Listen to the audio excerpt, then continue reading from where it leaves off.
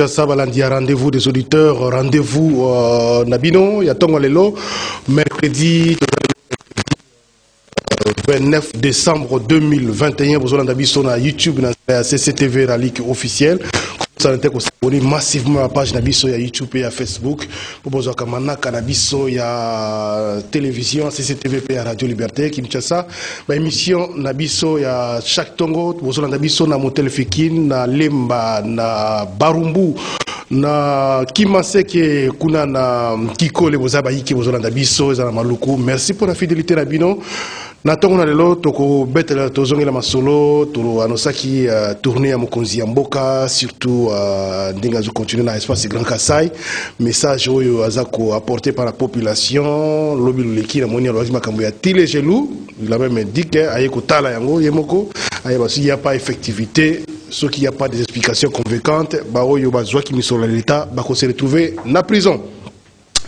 Est-ce que Malobaya Mokonzi Mboka wana ikoki siko pousser bato po basala musala toko tuna mutuna et pas invité na mukona lelo ba produit surgelé ndenge ezalaki promis to éviter dans 2-3 jours vous allez déjà fait ba maman musu balobi ki moi biloko mikiko kita moi lobby semble-t-il avant-hier pour semble-t-il pour carton elongo ina 90 ba pio de elongo na 90 dollars combinaison na 65 dollars témoignage ba kilo commission ba 2000 francs etc.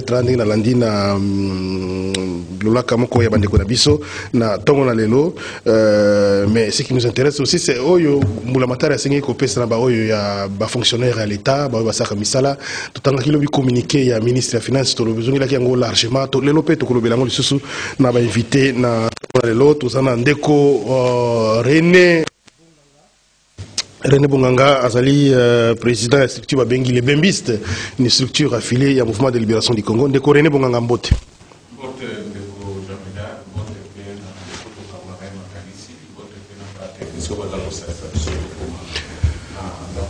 Merci beaucoup. Nous avons répondu à l'invitation à Bissona Tongo Lelo. Nous avons mis balé. Première participation à un rendez-vous des auditeurs. Ndeko Eric Boukoula, le communicateur, il y a IDPS, parti présidentiel. Ndeko Eric Mbote. Mbote, Ndeko, merci pour l'invitation. C'est la première participation à Nanga. J'espère que je serai à la hauteur. Il y a l'émission Mounene Oyo, qui, il faut le dire, vous avez commis l'une des émissions les plus suivies, dans la capitale notamment, et dans le reste de la République. En tout cas, bon boulot, Nabino. Félicitations, merci. Nabino. Mes salutations aussi, à co-débatteur, Nana, évidemment. Salutations à Monetaraki, à Motel Fikin, à Bessi, à Limité, Mobimba, Mote, à Congolais, sur Bazola Nabiso. Merci beaucoup. Motel Fikin, on a beaucoup de immeuble chiffre Kimingai, appartement à celui-ci, mais évitez. Maman Titi, maman Viviane Mbote Mingi, fidèle PA, rendez-vous des auditeurs. Tous les rendez-vous Papi Moussa et PPRD, tous les rendez-vous Maître Loulou Doulimutu. J'espère qu'il y a Bazana Zela va rejoindre Bisso incessamment pour débat et à équilibrer dans le plateau. Alors, rendez-vous Eric, émission rendez-vous, dans le principe, une minute, si j'ai des choses à la moment mais dans une minute. Oui, le sujet c'est une fois peut-être interpellation, hein, un peu là-bas autorité, parce que tant on appelle si moté dans le limité, je suis sûr que on se rend compte que NASA mort à la limité. Alors il y a un problème qui touche là-bas notamment, c'est qui va pas toucher limité, ils ont touché Kinshasa parce que sûrement vous envoyez notamment la Kinshasa 14e limité, et la principale artère Iliaka boulevard na poids lourd et la principale porte d'entrée sur la Victoire sur la Bisikane sur le quota côté qui là-bas il faut le 14e rue industrielle mais la minute on a sur la 14e rue industrielle na ya et commis Liboulou malgré qu'il va lancer opération zéro trou, mais je ne sais pas ce qui va contacter artère en athée. C'est une artère très importante parce que ce qui est déjà impraticable. Pour la Rolécana, c'est devenu très difficile. Je crois prochainement, sur la émission, on a retenir, on prend les tâches là sur l'image, et comme il est vraiment impraticable, que ce soit pour les motos, que ce soit pour les voitures, poids lourd et les Karawana. Alors, si les autorités, tirer attention sur la route, ça risque de créer, accentuer l'embouteillage, parce que sur une zélande et Kangami, ça sera très compliqué pour Nabatu ou Bazana Kingababa Dimabo et Liboso, Nabatu Bazana Boulevard Bakota. Donc si les autorités peuvent vraiment essayer de que ce soit les autorités au niveau national ou au niveau provincial, évidemment, la ville-province de Kinshasa, le gouverneur, Batala Kaya 14e rue industrielle, parce que vraiment ça devient impraticable, maille partout, maboulou partout. Merci. Et c'est vraiment un problème. Merci Ndeko. Eric, beaucoup là, le message est passé. Ndeko, René Bonganga, sujet particulier. Merci beaucoup. D'abord, pour voir que la CCTV, parce que la ligne va dans le son combat depuis au combat qui avant. Parce que le plateau, ils allaient correspondre vraiment à la norme. Ils allaient cadeau au PC, ils sont à la CCTV. Merci. Parce que l'excitation, à coordonnateur, à beaucoup et puis à la personnel sur la CCTV. Promoteur et Jean-Pierre Bimba. Promoteur et Jean-Pierre Bimba. Oui, pour l'année de Guatemala, on a félicité le gouverneur d'abord pour l'éclairage public, le décor et tout ça. Mais ça pose problème. Pour ce que ça, en tout cas, au Cameroun, ça crée toujours des problèmes. Moi, quand nous sommes dit la pour la décor, on a fait le monde par-ci par-là, mais pour les classes à la moitié. Le 25, nous avons un motel, nous avons en face, il y a un boulevard, 16e rue, c'est le Japon. Mais il y avait plein de monde là. Même 3000 personnes dans la place, il y a mais Covid, des arbres, qu'est-ce qui se passe? Voilà, c'est une bonne chose. S'occuper, pas sa population, cadeau à la Zélande, non, on t'a roulé, même 50 à l'air et tout ça. Il y a bien talent, c'est là, ça. Il y a Zando, Boba Zonga, c'est là, on est vraiment impraticable. Makamwa, le gouverneur, il a bandaka là et tout ça. Est-ce que. C'est foutu.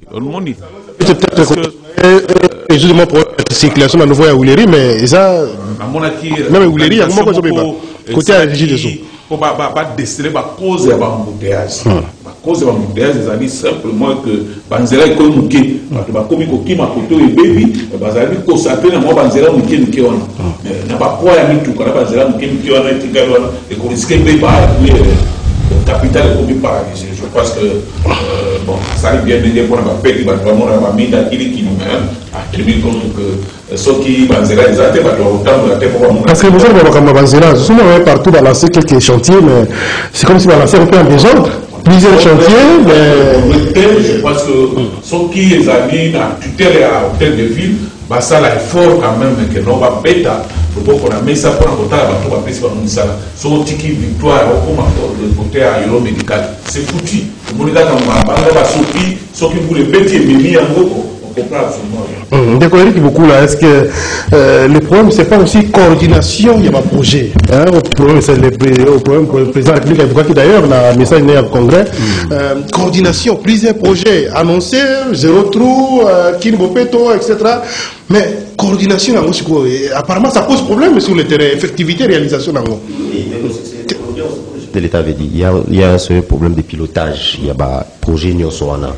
Parce que Nathan, on a soulevé qu'il y a 14e industriel dans le but, il a cité deux différents projets. Tout ça, on a Kimbopeto, qui est le projet phare, le programme phare. Il y a son excellence Gentini Ngobila, mais il y a aussi l'opération Zéro Tout qui a été lancée au niveau du gouvernement national.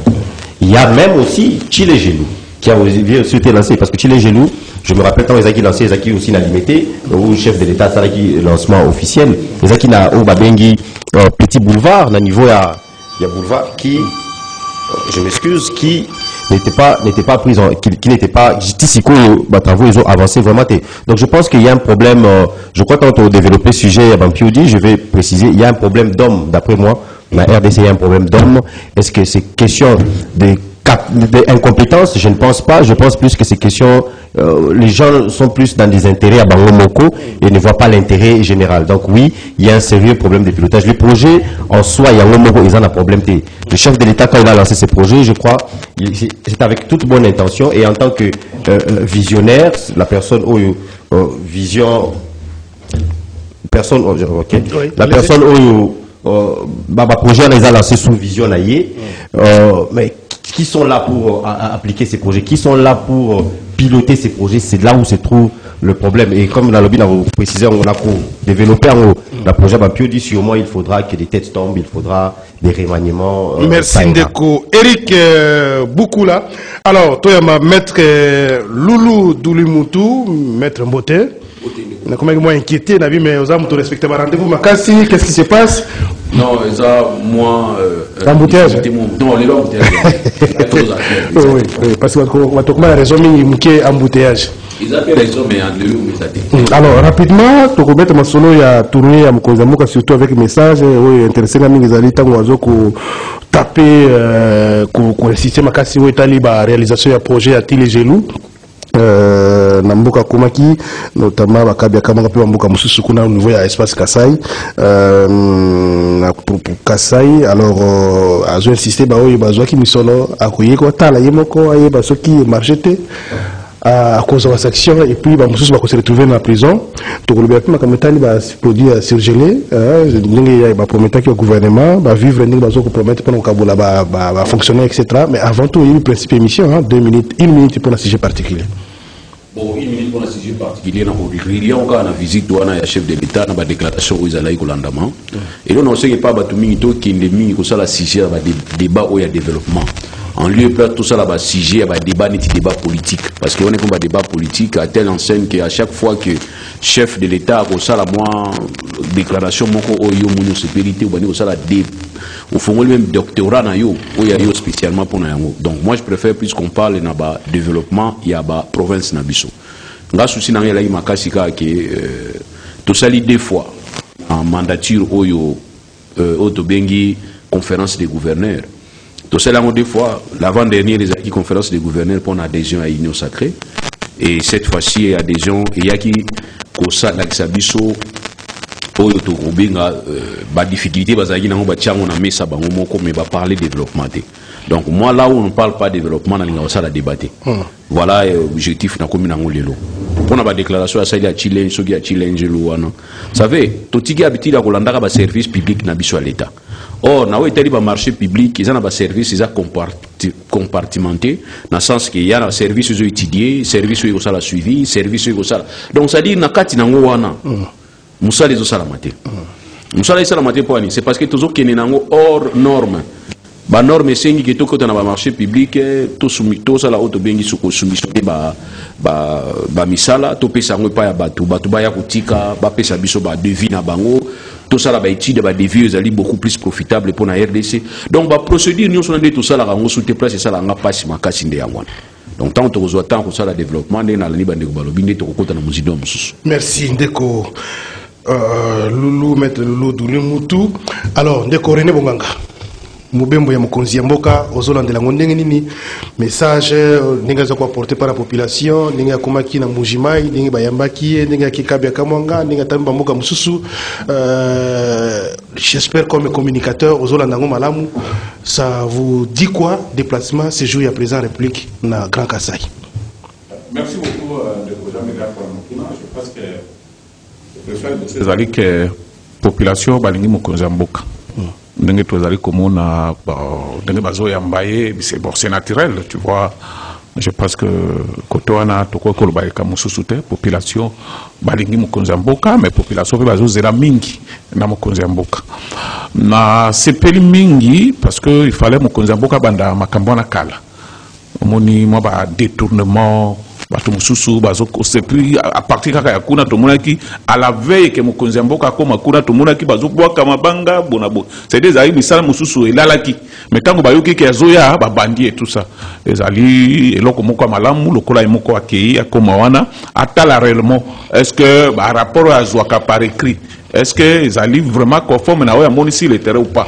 Et puis il y a souka ndengona si quoi comme on a keno et simbité il faut sanctionner rapidement parce que ta ezali ko koleka omoni na bisika mususu wana ndenge uti koloba wana ba projet belé o ezali kuna ba bongo banda ko kende tozo mona na belili ba conseil mususu banda ko kende tout ça mais na ba information mususu tozana yango c'est comme si le chef de l'État azali et peu mécontent na bisika mususu na ko pesa ba détail je pense que monopole ezana yemoko na ko tirer conclusion après tourner na yoana mais toko senga peu que asuka bobele kuna te pour projet na RDC zalika na Kasai te po akende pe ba côté mususu de façon que et la musabatwana ba sala misala réellement ba banga ba yeba keno soki to salere akoya akoyeba ba bêtise toujours sala bona boy parce que ba to mususu bazali ko aider vraiment mokonza mboka te donc na ko lo ba pe que ba vrai banguna mokonza mboka bazali na opposition te bazali banda te ezali biso moko na union sacrée à travers ba misala toujours ba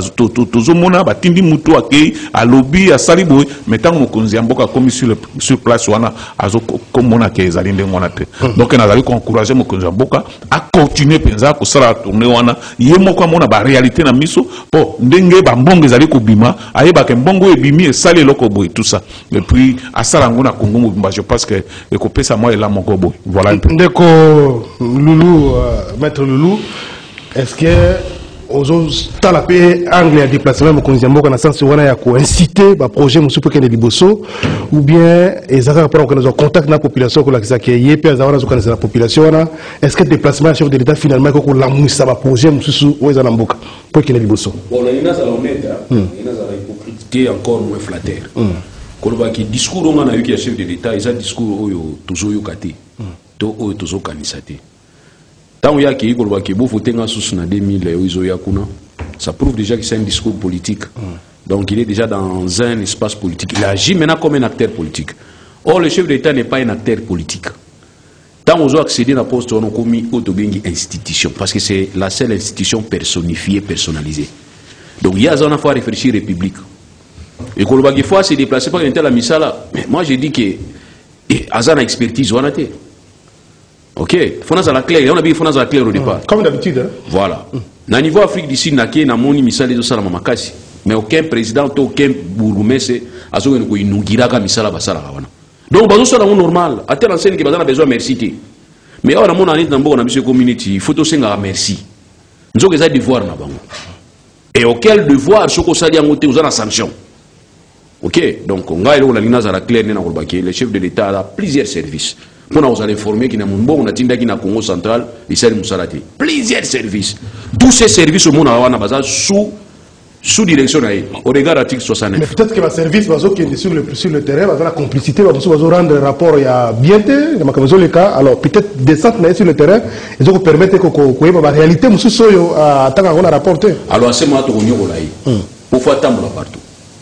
À ce moment il y a un moment où chef d'État qui est ngiri, babanu bunsa balabala ngiri. Oh, pourquoi nous avons balabala au chef d'État souyao. Bon, biso doya ka bunsa la la fonction de déplacement. Il y a un tobi qui est au nyo kolema kasi. Et puis il y a pas au minyo kola.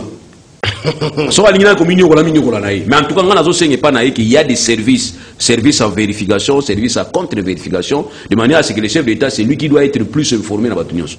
Tant on pas na hôtel on a mis sur au kosi. T'as la rapport na zana ngoya. Donc pour yo ceux qui déplacement mokonza moko ils allaient pour na ko tala ba projet réaliser un projet ils en a tina moko te. Tozo nyoko la. So autant le acteur politique préparer terrain c'est wana ils a problème wana va adversaire na il faut ba lubanga na ko lubanga ngati pour na politique te. Alors ndeko Eric. D'abord il faut reconnaître que la bande de télé j'avais parlé voilà la Kasai il sera qu'il a pété on a déjà parlé encore.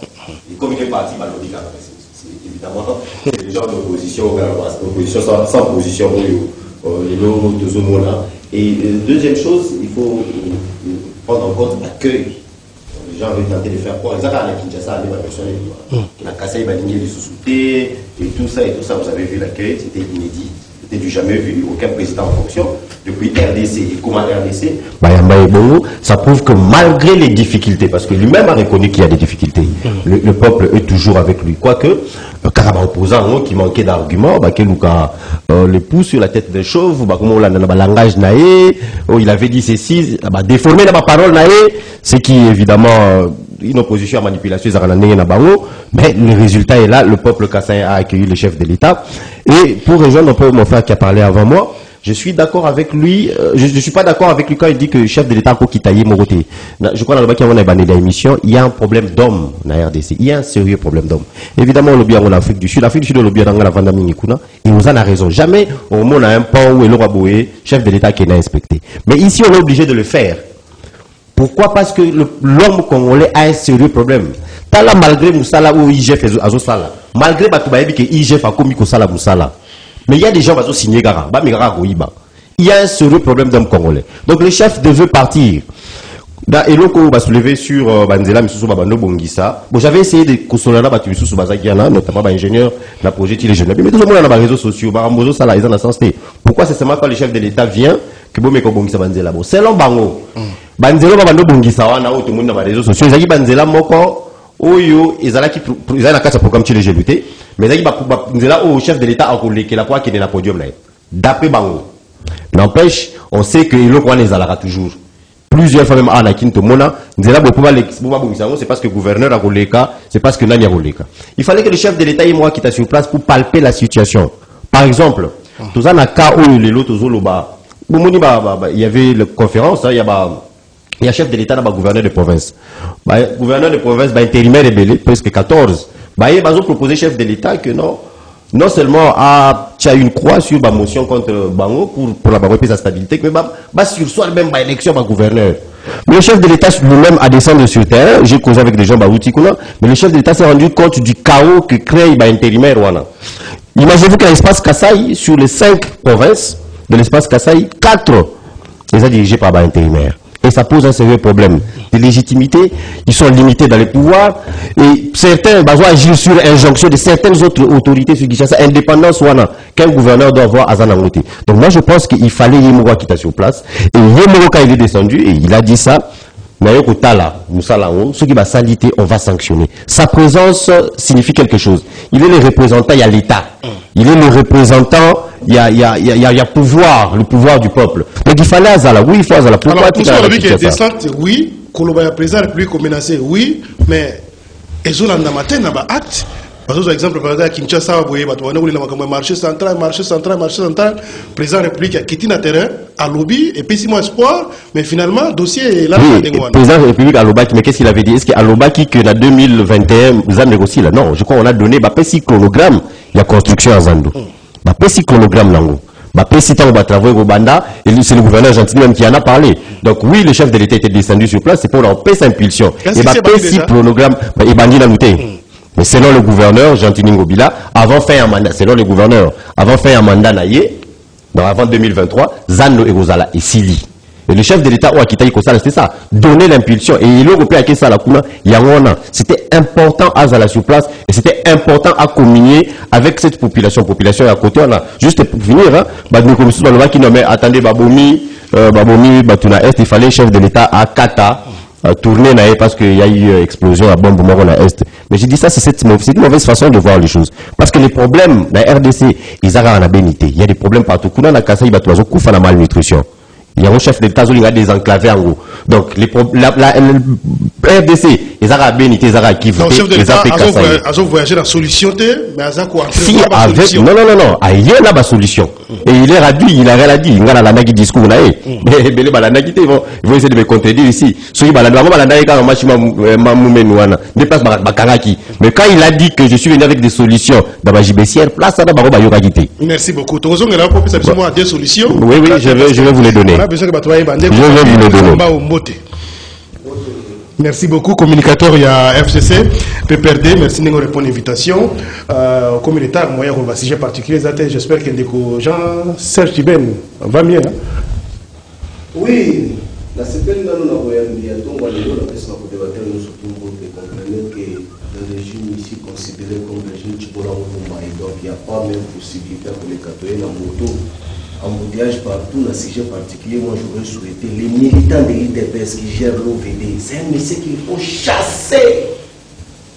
Quand même, M. Chilo passe son temps au Kassai là-bas, mais qui va exécuter ces travaux-là? C'est le même monsieur ici à l'OVD. Mais aujourd'hui, on n'arrive pas à circuler normalement dans la ville-province à Kinshasa. Tout simplement, en collaboration avec la ville, c'est la ville qui est le patron de la gestion de l'immondice n'a pas déchets ou évaluer l'enregistrement technique dans les salles à Kango. Dans la ville-province à Kinshasa, Mobimba, Bako Sala ou Babé dans la tirage, ma belle non surtout à salité dans la bande.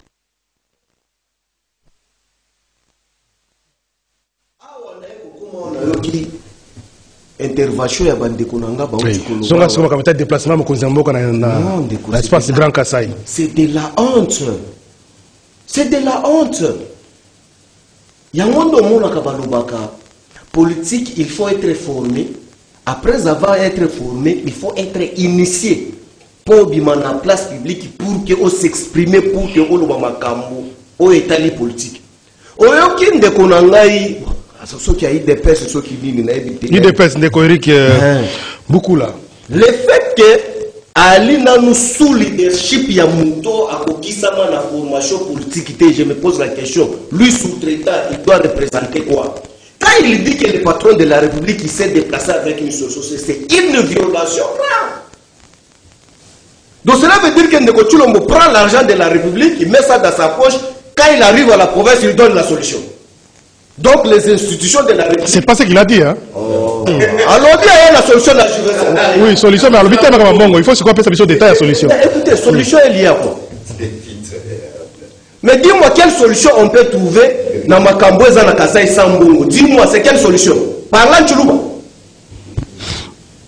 Mais pour parler de quoi? Solution, il faut changer cette solution. Non, Ndeko. Pour construire la route là-bas, on va donner l'accès à Mabélé. Donc on doit parler de Tshilombo et puis la route, ça s'est construit. Ça s'est construit.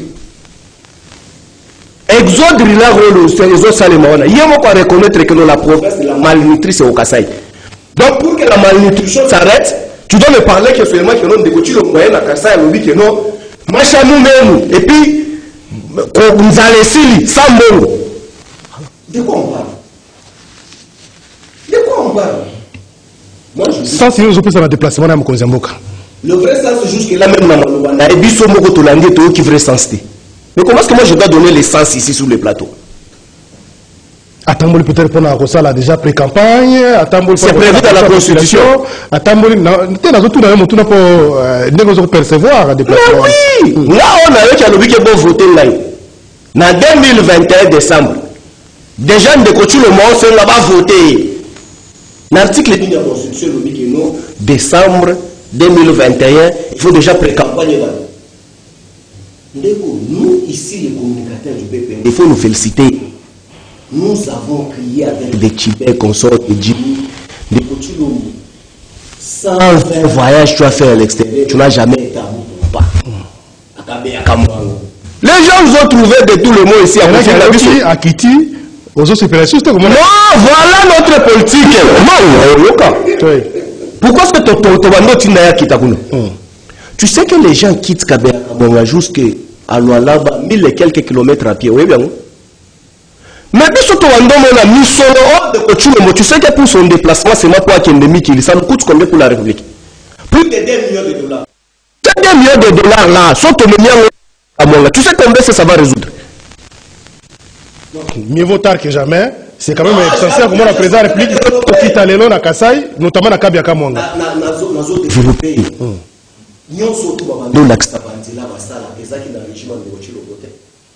C'est le projet laissé par Kabila et financé par Kabila. Mais Ndeko Tshilombo est arrivé. Moi, ce que j'attendais, c'est quoi? Oui, Namoni, je suis arrivé, Namoni, vraiment Zamba, Namoni, rien ne voit. Même ma fille à Kupakolao, moi j'estime que sur 200 voyages Nanga Nasali, voilà les investisseurs qui n'ont pas voyagé Nanga. Bango, na Bango, Baya Musala Musala, va créer une entreprise. Pour que nous va décoller, parce que son mandat est là au Novanda. Parce que à l'autre fois quand il était au Katanga, mais au cas ça c'était le frère, je dois venir rester avec vous ici. Mes frères, sur mes 200 voyages que j'ai effectués, voilà les investisseurs on a Bango na Utaki na Bango na Mali partout, on a le Congo, la Congo, l'Afrique, l'Allemagne, Bango, il va s'installer pour se déplacer. Mais aujourd'hui, nous sommes habitués de ma promesse à Ndeko Tshilombo. À promettre dans ma chambre froide pour la pêcher à Sil Sanza. Et ça, quand on a cassé pour un mati par kilomètre, à quel point on a cabé à Kamangakuna, place même piquenière réalité. Et là, combien des hôpitaux a mis Bango pour que nous on va construire ici? L'hôpital à Boloko les athées. Courant Kabila Tikela Keikateli, déjà ça va entrer. Il a mené quoi dans sa jeunesse? Donc, la visite, on a ça, non, c'est le côté. D'accord, Eric. On a ça, la campagne. Parce qu'il n'y a pas qui va voter. aya ba tango to voter na to ya bango yo ba déjà ya bango moral la voix na yaki beaucoup na réseau simate na ya isa réseau simate so bien ça mais quand vous trouvez ces communicants robots sur les plateaux ils disent le contraire de ce que les patrons disent les patrons reconnaissent que non rien ne va mais quand vous avez le communicateur robot sur les plateaux ils disent non. C'est n'importe quoi. D'accord. René, on sait que mais qui te déjà deuxième sujet. Magametali va produit à surgelé, c'est Charles de Wabikiti, nous avons 5 000 francs congolais, carton commune à 65 000 francs congolais.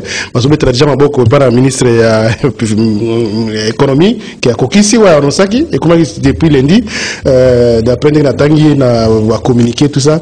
C'est quand même une bonne chose finalement qui est pris Kitty. Bah toi ce moment bloco pas fêter la dernière malade de René. Ça vous empêche pas de réagir na merci beaucoup na réagi na propos bandeko na kobanda na ndeko nanga liboso alobai ke mukonzi ya mboka kwa ko kita sur le terrain non je pense que chaque responsable a koko zanga ko sala suivi na esika wa gérer là c'est connu de tous je pense que ndeko ya pepe d'ajoni sa mutu metoyebi combien de fois batambola na Kabila na Congo et tout ça c'est pas aujourd'hui à Bosani wana pèse le bango facilement donc c'est très grave donc un vrai responsable un vrai dirigeant il faut à ça la inspection na rapport à Zozua comparer si c'est vrai ou faux au makambazoloba donc ndeko ayeba yango mais na ye pa ya ndeko ngai Moussa bien que ata balobi ndenge nini je pense que ba congolais pour ba bossa na bango il faut 100 ans et quelques na ba dégâts oyo ya makasi basala mais soki balobi que solution ezali pas nécessairement bon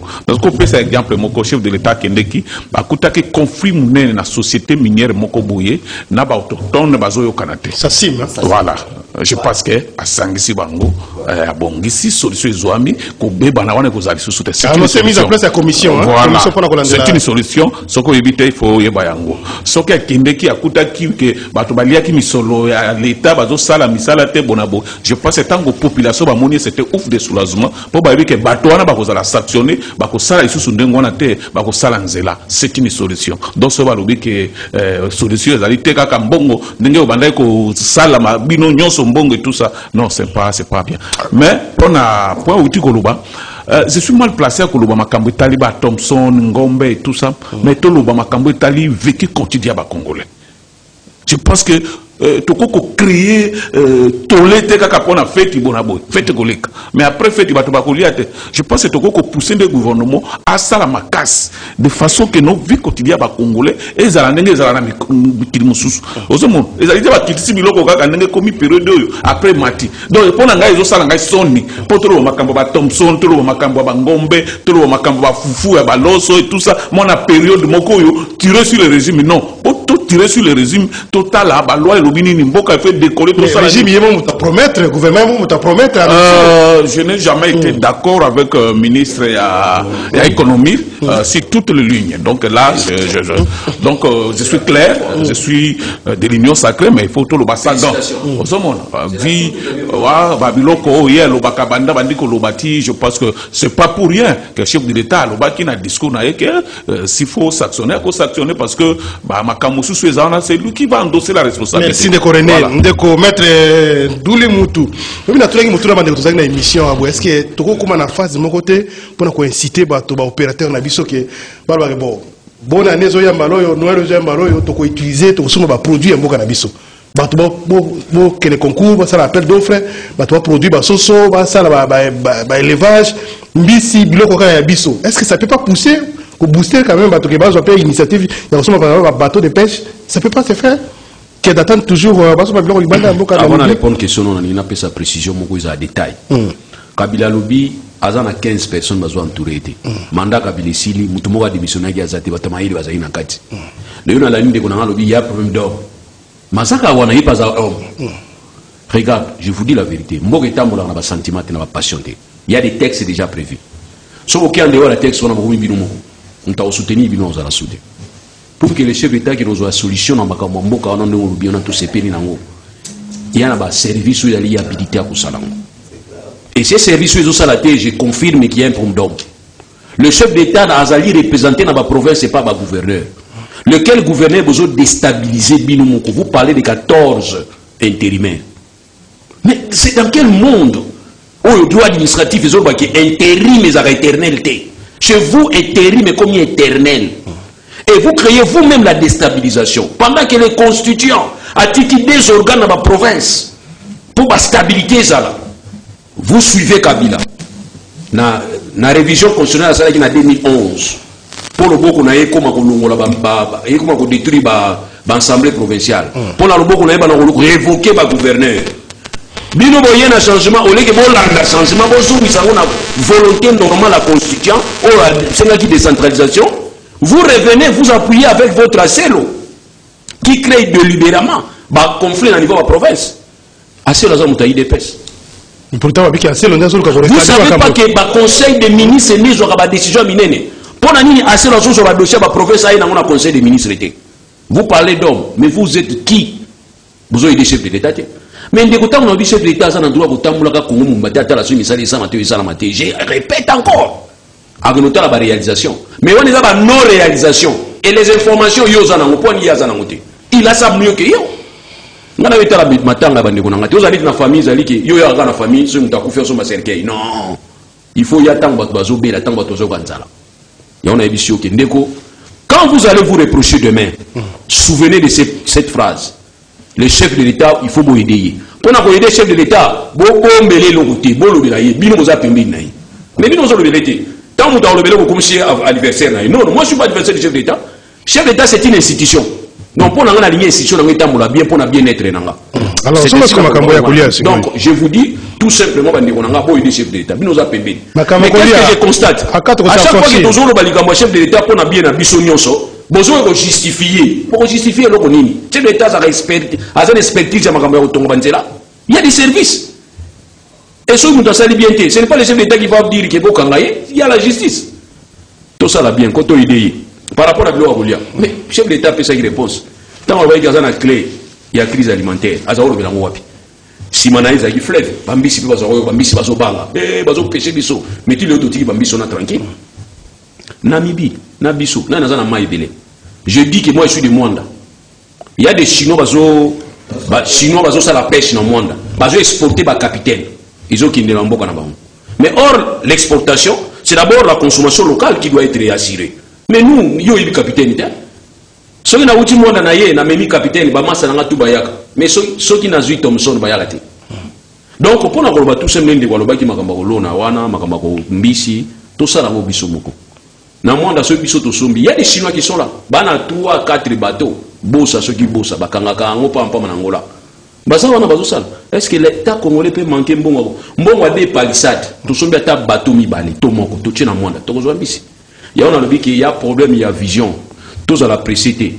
Il faut que Taliban ait un boca. Daipen, il y a un boca. C'est finalement la période où on a vu un biso bazoua au congrès. Kabila vraiment baramboko mais tout soit tant total à Kabila sinon tu ne rien. Non. Bino Bozawa n'a pas décidé aujourd'hui de Konanga. Ne faut pas donner l'impression qu'il faut qu'il m'a Kabila. Ce que Simbi Kabila non. Ce que Simbi Teye Kabila Bomamboka Kinda. Tobo sana Kabila. Mais là nous le voyons partout Kabila. Apparemment tout le monde a Kabila partout. N'a makamu ya ba importation ya bambisi. Franchement je vous dis la vérité. Botala cour au Bogosala pour na ko importer mbisi ya. Et bon, la cour au sala pour la globe ambitieux. Si on dit que cour na globe ambitieux ils allaient mieux. Tout ça là, pour permettre PP s'emploi et pas abattre. C'est vraiment important. Et puis ngai na boté la famille mon vraiment pauvre. Na bonne année tous à Thomson té. Ante, tous à Thomson té. Thomson les a pour la vie mobile. Mais tant on y a qui na matadi ngana muto matadi. Mbunde za obita na ba drapeau mo yi wana. Na tuni ba combien de tonnes? 135 tonnes. Ngabi na matadi wana ikokate. Alors, tout travail qui peut être adversaire dans le tout Sarako, tout travail dans la République peut être de manière à ce que place dans la Rosuka, il faut continuer. Et oublier qu'il y a des solutions pérennes, Ndeko Eric. D'abord, j'aimerais dire ceci. Ndeko. Si on a Noël, la bonne année, ça solution quand même. Oui. Ce que je te rends par exemple, l'immeuble normand aux autos. Vous n'avez ni architecte, vous n'avez ni maçon, vous n'avez ni ingénieur, mais cela ne va pas t'empêcher. On met à tout que nous là. chantier. J'ai des services. Je peux parler. C'est la République. Vous avez l'architecte là sur place. De moi. Oui, oui. Non, je vous fais dans une analogie. Comment? Oui, c'est lui. Non, laissez-moi parler. C'est lui qui est redevable devant la population. Oui, il faut. S'il vous plaît, la parole est à moi. Je vous ai fait comprendre, c'est parce qu'en Afrique du Sud, et comme automatique, les hommes là-bas savent faire leur travail. Même dans sa ceinture, il l'a dit. Il y en a qui vont détourner. À Kantia, peut-être ils vont travailler, ils sont en train de détourner. Et vous voulez dans des conditions, laissez-moi parler. Et vous voulez que dans des conditions comme ça, à service les autres là. Non, s'il vous plaît. Contexte, c'est simple. Costa l'a suivi et puis ça mité Costa l'a suivi, c'est derrière ça son rôle. Bolivia qui a vendu à la Kinshasa, c'est une exception. Ne pas perdre. Qui d'ailleurs a essayé de nous faire croire que le chef de l'État a voyagé dans l'espace grec pour nailler Jimmy, Ndeko Tibet. Mais ça m'étonne, qui ne représente presque rien. Comme voix, et c'est le chef de l'État qui va les prendre compte. Il y a Makele, la Mikel Ossala. Soyons sérieux, nous parlons du chef de l'État. En passant à votre parti, j'espère que si Babylon le chef n'a pas une bouteille, alors revenons sur les choses sérieuses. Je parlais, on y va. Non, c'était entre parenthèses. C'était une question. Alors, Sassim, laissez-moi parler, vous aurez votre temps. Laissez-moi parler, vous êtes agité pourquoi? Allez, Ricky, continue. En tout cas, il a pris les mots dans ma bouche. Une de grandes solutions, chef de l'État, est là. Mais quand moi, ça, c'était une histoire qui était en train d'handicaper le développement de la province. Sassim na mi baba zo karaté. Tira imakuna.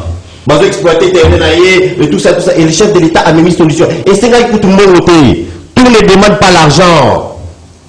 Voilà la réponse. Après, si vous avez une réponse avant, on a fait ça. Donc je crois que sur ce plan-là, sur le débat, on a su tourner à chef de l'État. On peut mettre Moufiniko, tout a été dit ici. Merci de effectivement, je commencerai d'entrer les jeux d'abord par dire Bombi, c'est un ouïe, finalement, et Kitty, n'a combien pour Tagagi Bapri. On nous avait fait croire que Kitty avait $10, mais ils en ont 65 000 ou quelque chose comme ça. C'est ce que moi j'appelle du populisme. C'est pourquoi j'appelle les chefs de l'État à faire un remaniement. Ministre économique depuis Bandeli. Peut-être que c'est la première fois il est pèse. Mais je suis contre le ministre Wana. Parce que c'est prouvé qu'il y a annonce, il y a trompe trop. C'est ça depuis Bandeli. Tout le monde vraiment la dimension. À Bandeli, il y a Soso. Depuis Kala. Sans avoir même construit, on a déjà là-bas opérateur et secteur. Yo annoncé. On peut se battre à Yomogo. C'est le mot salé matin. Est-ce que c'était ça la solution? 5 millions aller dépenser en Namibie sans avoir pris même ma précaution. Parce que la Namibie, on vous a donné une fenêtre pour un temps autant. Si fin décembre, donc si vous pêchez ou vous pêchez autant. On n'a même pas pu pêcher. C'est de l'argent qui est parti. Combien de temps pour la Kinshasa? Donc rien n'était prévu. Mais on nous donnait des annonces. Et hier encore on nous fait une annonce. On nous annonce que Ekiti. On n'a pas besoin de nous annoncer que Biloko Ekiti. Il faut constater que Ekiti. Si on a adresse, peut-être adresse place. Effectivement ils en ont déjà. Oui, ils ont adresse effectivement, la prix réduit. Mais ça, ce n'est pas une solution. C'est comme mon frère a dit. Est-ce que les Arabes ont la poste à bien la fête?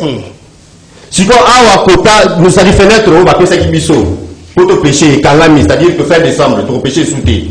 Donc, si on égal à retenir marchandise. On l'a bien ici, là. Quand la bio ici, là, on tient des gars sur le marché, on a bien récupérer le temps perdu. Merci. Et on revient encore. Donc, ce n'est pas ça la solution. Merci. La solution, c'était quoi? Basomba bateau de pêche, pas pêcher awa. il faut en tout cas le remaniement des ministres rebellés, je ne sais pas. Incompétence, je ne pense pas. Parce que si moi qui ne suis même pas expert dans la matière, qui n'est pas la conseiller vérité, je suis capable de raisonner comme ça. Et à combien plus forte le raison le ministre? Sur moi, intérêt, moi, vous avez moi, merci de Eric. On a un problème Ndeko Papi Moussambao, hein, c'est vrai, il faut placer mon bouquet. Mais sur le plan politique, déplacement, mon Kozamboka, et comme vous savez, ma victime à côté de Bino, tout le monde va Bochard, Baloumanu, Mikoti Nabato, qui est la politique. Je ne vous demande pas de réagir, hein, c'est une parenthèse. Mais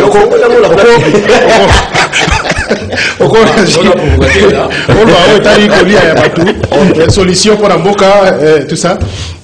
Yokana Ndeko.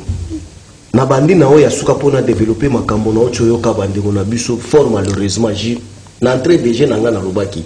Il faut être formé, après être formé, il faut être initié.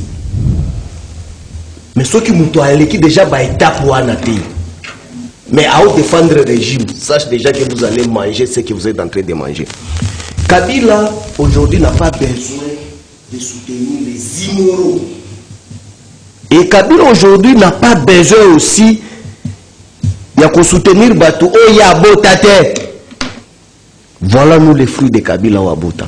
Réponse mon père ça Bochab na Mamiawan. Réponse ni. S'il en fait partie parmi les immoraux, c'est à lui de prendre acte. À moins de 2 ans, il y a rupture, il y a coalition, bah cadre tout accueilli. Donc les gens ne supportent pas l'opposition. Moi je suis qui. Je vois comme un bis Ndeko Papi Moussa. C'est pour te dire que ceux qui bango bakei. Ce n'est pas comme, tu sais, le PPRD n'est pas comme chez Ali Depes. PPRD soko betaka 9. Yebaka simanayo 79 baana bande de touche ba chauffer bazela kaka yo lo ngako ba remplacer. Yo lo ngwe mususu aya mati. Donc na simanayo nous sommes vraiment ébélés, nous n'avons pas carence ya ba cadre ba réfléchir pour remplacer. Ce qui n'est pas le cas avec leur parti de sous les bois. Moi je pense déjà que si déjà son autorité morale, son mentor, il a l'expérience de gestion tout ça, le débat pour la Mboka, s'il vous plaît. Moi déjà je suis déçu quand je vois que non, mentor n'a pas Koko Mulumba. Mais lui, il peut se faire devant moi. Je voulais expliquer au moins quelque chose. Tu sais, aujourd'hui, même des Coréens, non, il faut l'école du parti à MLC Fouefungwama. Ils ont déjà? Non, ils ont produit un Mboumaté. Parce que je ne le sens pas. Je vais expliquer pourquoi je ne le sens pas. Le chef de l'État, tout d'abord, c'est une fonction extraordinaire. Nous tournons surtout à Kolam comme chef de l'État. Et quand vous êtes chef de l'État, vous êtes privé de la Babylone selon la Constitution. Parce que Toyoka Kabino Bolobake non de Kochulomboali la volonté. Non, nous n'avons pas besoin de sa volonté humaine. Non, nous avons besoin de la volonté constitutionnelle. Parce que c'est la Constitution qui nous impose sa volonté d'exécution maïe à l'obito sala. Mais aujourd'hui, quand vous dites que non, Ndeko Chilombo a quitté l'embougement pour trouver solution et assassin, mais c'est de n'importe quoi. C'est trop réduit, hein? Besoin de réduire trop. C'est de n'importe quoi, mais c'est Chilombo vaut comme un bourgmestre. Mais vous réduisez le chef de l'État. Donc c'est pourquoi je vous dis, hein, vous êtes les communicants robots. Lorsqu'on vous vide les substances qu'on vous a téléchargées, vous ne pouvez plus créer. Une compétence état de rétribution. Ndeko Chilombo a nommé un ministre sectoriel ya Makambo Golubawan. Son travail est quoi? Et puis autour de lui, on a 4 sous 5 conseillers, si je ne m'abuse pas. Na Dirkaba en plus, Dirkaba Moko. On s'occupe à Makambo Yanini, Yabamine. Mais tous ces gens-là, avec l'argent de la République multiplié par 4 à salaire na bango ba pesi bango. Nous sommes na bango zalini. Alors, donc cela non attends, cela n'a quitté. Donc cela veut dire que le kona kamikaze on a même à kota ki na Goma à Sali bombe. Même de Chilombo doit descendre aussi à Goma na terrasse wana. A trouver solution à ma famille wana parce que le gouverneur n'en peut rien ou le ministre de l'Intérieur ne peut rien faire.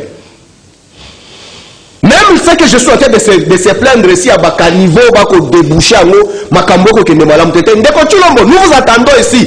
Il y a un qui t'appelle à Balabala, au Tala Makambo Wanini. Il y a Bakanivo, là. Le roi, là, fou. C'est de la honte. Makambotali poisson. Bakongomani il faut baïba. Heureusement côté nanga na nazala mutu na ndeko nanga uti Congo central. Bakongomani il faut baïba ngwe ke no to somba ki mbisi na namibite. To somba ki espace fluvial auto kende koloba. Ba pesi biso délai les 30 ans déjà aussi la mbongo ekokende. Ndeko na Kinshasa nous sommes au moins à 15 millions les chiffres estimatifs. Bon, ce qui est 130 000 tonnes, c'est combien de kilos? Tozu si qu'on a nous boma va aller combien de la population va aller pour nous? Tu as vu que notre servir à 20% seulement à boma. Je prends seulement calcul si simple.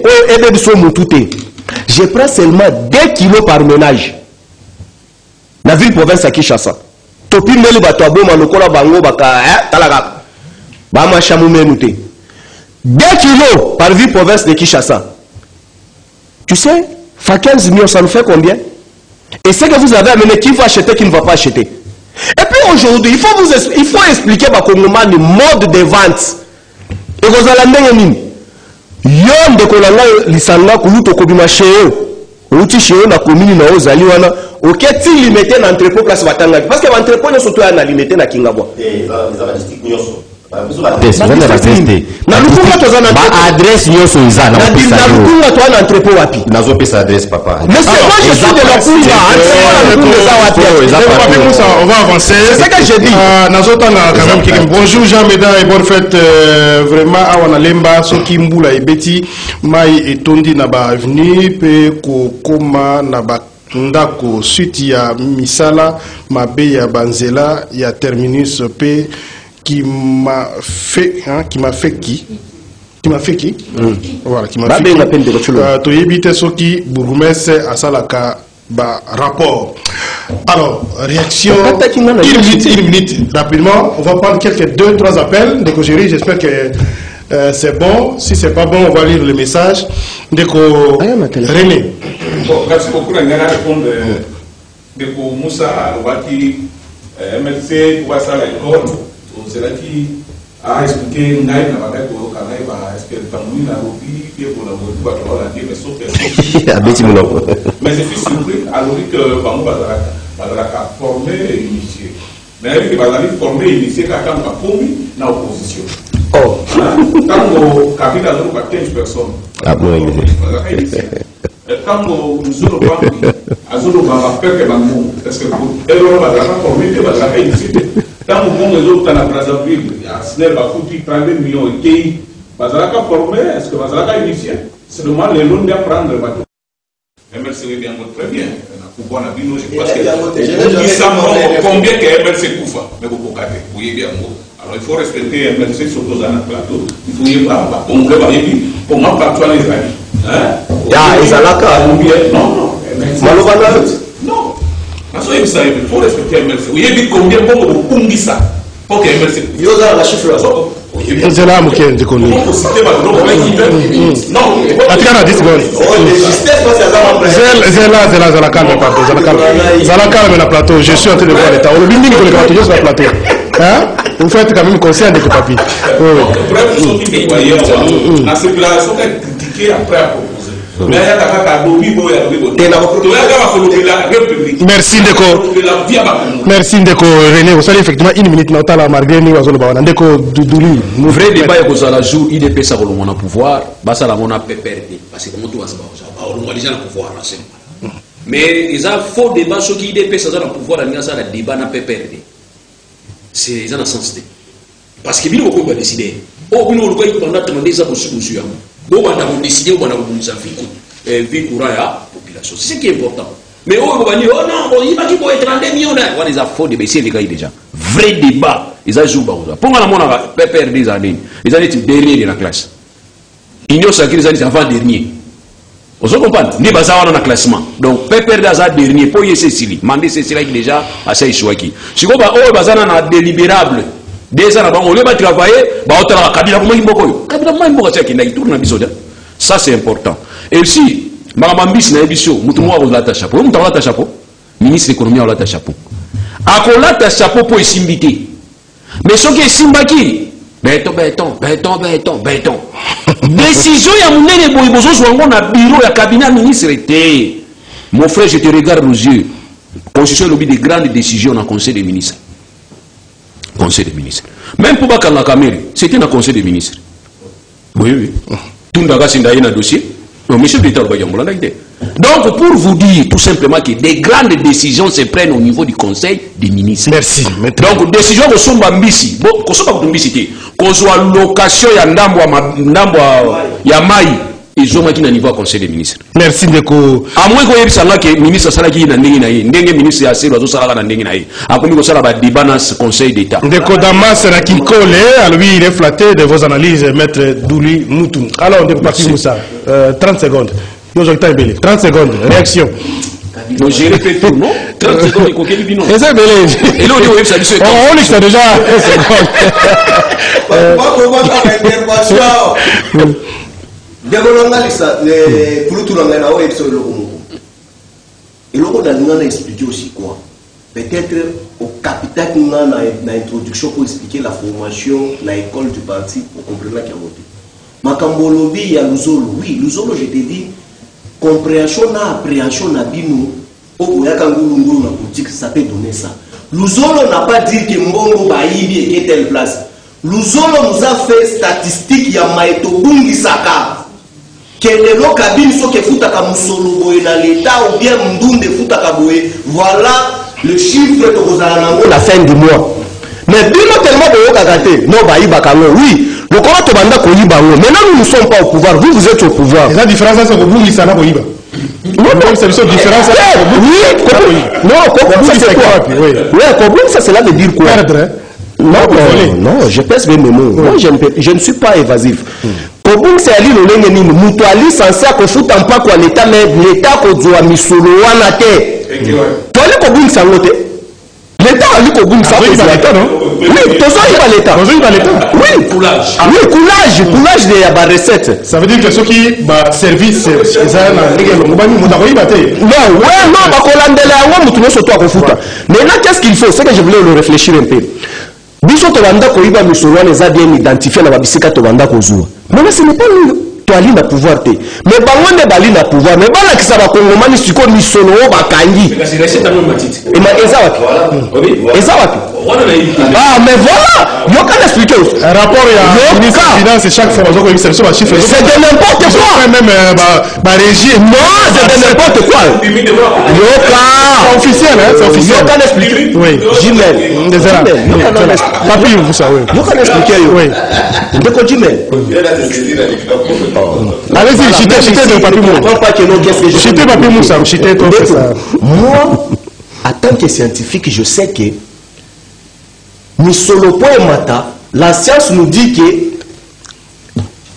maximisation de la recette est allée proportionnelle à la réforme. Mais dis-moi depuis quand Zadieto, qu'on a posé en tant que ministre des Finances, quel genre de réforme on a initié pour que recette et Mata? Patrouille financière. Et de patrouille financière et mémis. Non, non, attends. J'ai dit, mais on peut faire des choses de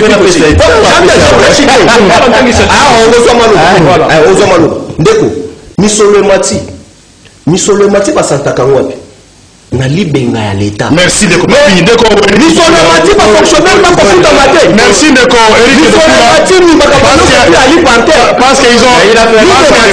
parce qu'ils ont cité le nom de Nicolas Kazadi bandekolo ba bengi biso hein ba c'est membre de cabinet ils ont passé nuit presque devant ministère banali wana parce que bazo c'est là droit na bango il droit yebani que muto travailler alinga bino pesi indemnité de sortie mais jusque là pesa bino hôtel ba le dossier est bloqué par le ministre ministère des Finances ils ont passé à ce moment-là il faut dire il faut bimsambo parce que c'est ce qu'on appelle la responsabilité transversale.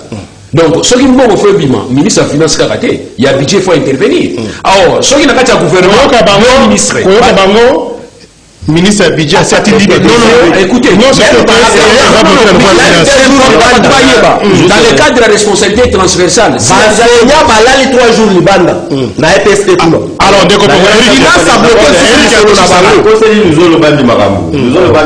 il a parlé de la corruption. Corruption a changé. Vol.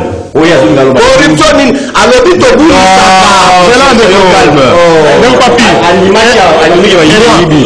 je suis communicant. On vous a donné la réponse. Il faut même la minute et si là il faut tu dois nous réformer. Tout ça la réforme mais on a noté. Il suffisait de mettre la rigueur. Le loup va laisser des hommes matin. Le loup va laisser des hommes matin. Le loup va laisser des hommes matin. On a un budget de 10 milliards. Botika qui a la 3 milliards. Calmez-vous. Papi, calmez-vous. Botika qui a la 3 milliards. Bino va soit disant bateau. Nous va dans la salle privatisée. Biso la basse en été. 10 milliards le budget de l'État. Du jamais fait ce boulot. Alors, on y va lentement. Là, on n'a pas encore fait de réformes. Les réformes viendront. Et on ira plus haut. Mais vous avez déjà réponse. Mais calmez-vous, non? Ne comprends pas. Allez-y, je initié, vous se maîtriser. Maintenant, je vais vous poser cette question.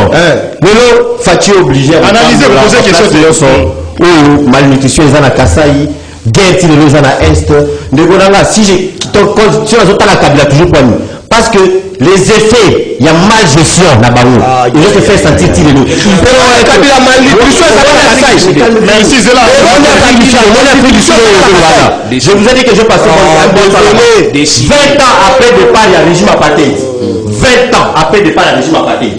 On continue de parler des effets du régime apartheid. Ils avancent. Oui, ils avancent. Ils avancent. Ils avancent. Ils parlent de la histoire. Moi, je vous dis que. Merci. Vous voyez Kabila partout. Merci. On ne le voit pas partout. Merci. On vient de nous révéler que Kabila voulait 530 millions de dollars. Merci, merci.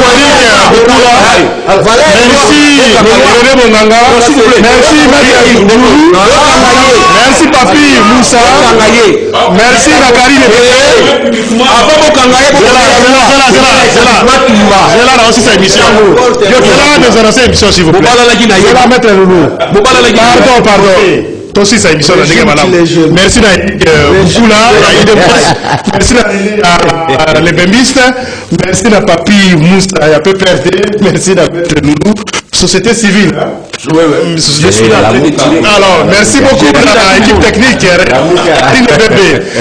Ndeko héritier Toubilando, la caméra. Géry Amouka la programmation TV. Merci Ndeko Junior pour Onésime la radio. Rediffusion 16h30, 23h10 la radio Liberté Kinshasa. Ndekutani lobby émission disponible dans CCTV Ralik officiel. Pour vous santé pour s'abonner massivement à la page de Bissou. Bonne journée Panabino. Merci. Merci. Merci.